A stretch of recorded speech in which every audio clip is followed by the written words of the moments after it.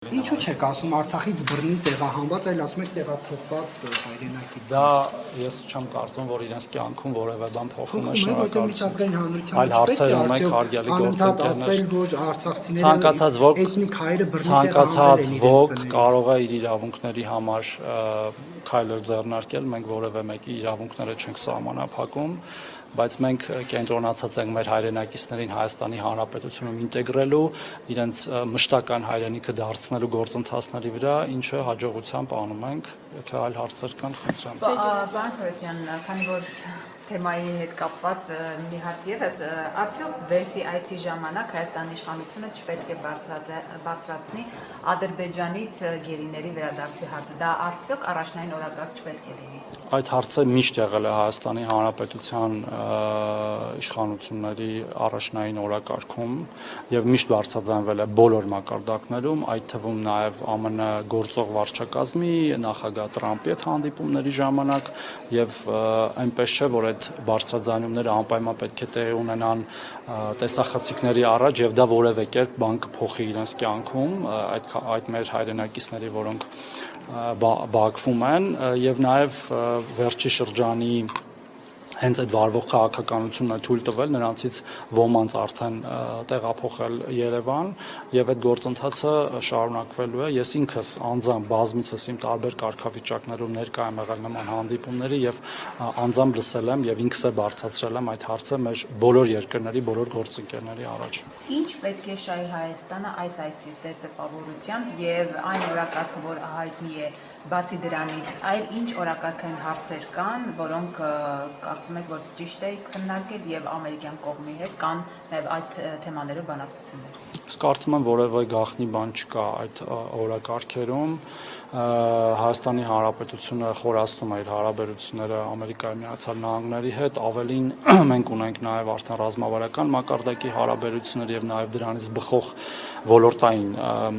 հարաբերություններ եւ նաև ըստ էության խաղաղության հռչակագրի ստորագրումից հետո օգոստոսի 8-ին նախորդ տարվա արդեն իսկ տեղի են ունեցել դրական զարգացումներ ստորագրված տարբեր ուղղություններով, ընդ գիտեք մի քանի հուշագրեր էին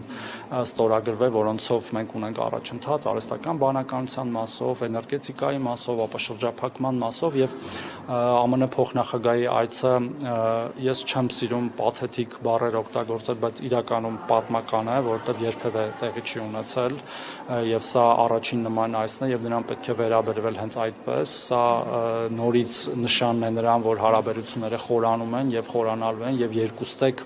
շահագրգռվածություն կա դա անելու, մենք այդ տրամաբանության մեջ շարունակելու ենք աշխատել մեր ամերիկյան գործընկերների հետ։ Այնված օրակարգով նաեւ Ադրբեջան է գնալու եւ ինչ եք կարծում խաղաղության պայմանագրի հետ կապված արդյոք կարող է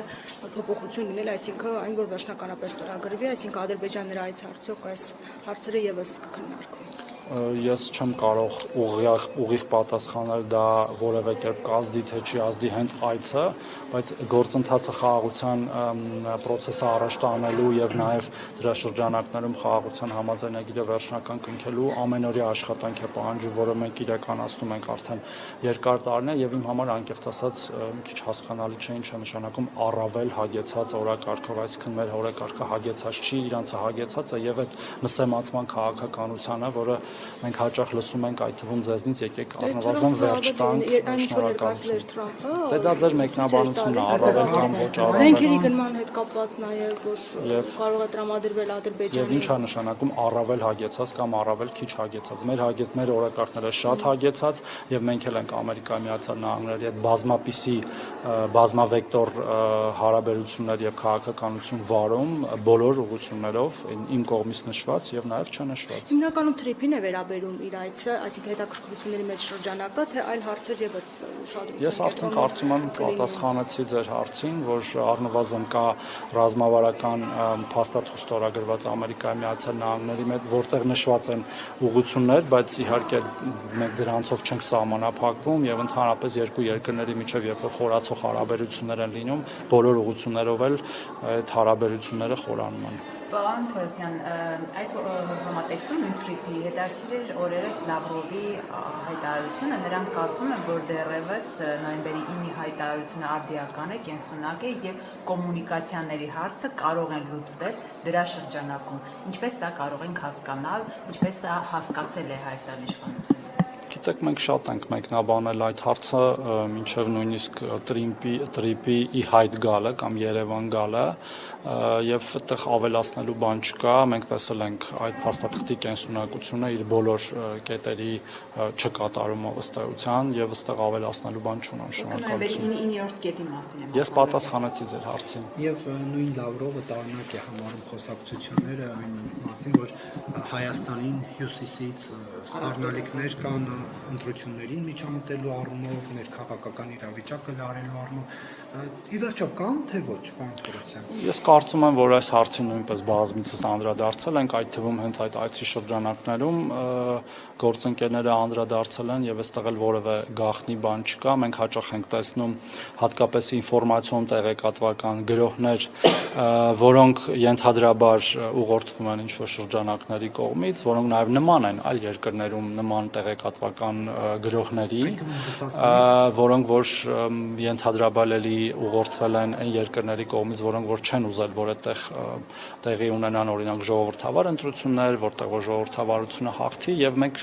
մեր քաղաքացիների հետ նաեւ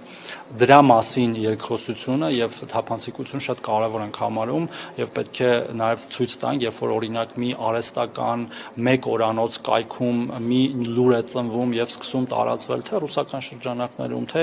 հայկական շրջանակներում, որոնք ամեն ինչ պատճենում են ռուսական շրջանակներից, որ մեր քաղաքացիները իմանան, որ դա սուտ է եւ դա ուղղորդված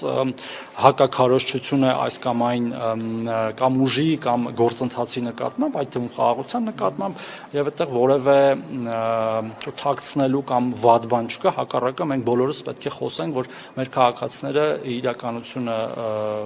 ապատեղեկատվությունից տարբեր են եւ ընտրություն կատարելիս, հատկապես այս նախընտրական շրջանում, իրենց գիտակցված ընտրությունը լինի եւ ոչ թե օրինակ այս կամ այն ուժերի կամ երկրների միջոցով ուղղորդված, հա, ընտրություն լինի, այդ թվում սոցիալական մեդիայի կողմից, ինչ որ անհասկանալի վիդեոների, որոնք կարող են նաև շատ գրավիչ թվալ իրենց բովանդակության իմաստով, բայց ամբողջությամբ կեղծնել եւ դրա մասին խոսելը, ես կարծում եմ ոչ միայն մեր իրավունքն, այլև մեր պարտականությունը։ Հետաքրքիր է, պարոն Թորոսյան, այս համատեքստում դուք խոսում եք կեղծ տեղեկությունների, պետության ներքին գործերին միջամտելու փորձերի մասին, մեկօրյա կյանք ունեցող կայքերն եք հիշում, բայց հետաքրքիր է, որ մոռանում եք հանրային մուլտիպլեքսով հեռարձակվող ռուսական պետական հեռուստաալիքները, որտեղ ճիշտ է մեկ հաղորդում փակվել է, բայց ելի այդ ալիքները մնացել են եւ ոչ պակաս այդ միջամտության փորձերը, կեղծ տեղեկությունները շարունակվում են եւ Սալավիովի այդ մի հաղորդում փակելը, այսպես ասած, խնդիրը չի լուծել։ Պետությունը այստեղ կոնկրետ անելիք ունի, թե չունի ըստ։ Մենք բազմիցս խոսել ենք դրա մասին եւ գիտեք, որ ռուսական կարում չասել Չէ, որ խոսել ենք, ինչ ասեմ, դուք եք կրկնում նոր հարցեր տվեք, ասեմ չենք խոսել։ Ունեք նոր հարցեր, հարգելի գործընկերներ։ Դուք ասեք ինչ եք անում։ Ասում եմ ինչ ենք անում։ Բազմիցս խոսել ենք, թե ինչ ենք անում։ Հարցը լուծել է մասամբ կամ լուծման գործընթացում է։ Այդ հեռուստաալիքները հեռարձակում են միշտ պետական պայմանագրերի հիման վրա, որտեղ կան մեխանիզմներ, որոնք մեր գործընկերները գործարկում են, երբ որ մենք տեսնում ենք եւ նաեւ հրապարակային ենք այո խոսում, չենք վարանում դրա մասին խոսել, որ երբ որ պետական հեռուստաալիքով օրինակ պետական, հայկական իմաստով հակապետական քաղաքականություն կամ քարոզչությունը տեղի ունենում, դրա մասին եւ խոսում են եւ գործիքներն են գործադրում եւ դա դինամիկ գործընթաց է եւ այնպես չի, որ ինչ որ մի օր մի բան անելով ամեն ինչ վերջանում է, այնուամենայնիվ մենք ունենք հարաբերություններ շատ երկրների հետ, այդ հարաբերությունները միշտ չի, որ եւ դժվար է նաեւ գնահատել, որ տենց պետք է լինեն միայն սահուն, կան նաեւ կնճիռներ շատ երկրների հետ հարաբերությունների մեջ եւ այդ կնճիռները պետք է լուծվեն։ Պարզապես այդ պայմանագիրը միջկառավարական հենց կնքման օրվանից խախտվել է, երբ Ռուսաստանի տարածքում Հայաստանի հանրային հեռուստաընկերությունը արտոնյալ պայմաններով չի հեռարձակվել եւ ոչ մի հարգելի գործընկերներ, ես կարծում եմ բավարար չափով անդրադարձա այդ հարցին։ Եթե այլ հարցեր կան, խնդրում եմ տվեք, որ չասեմ,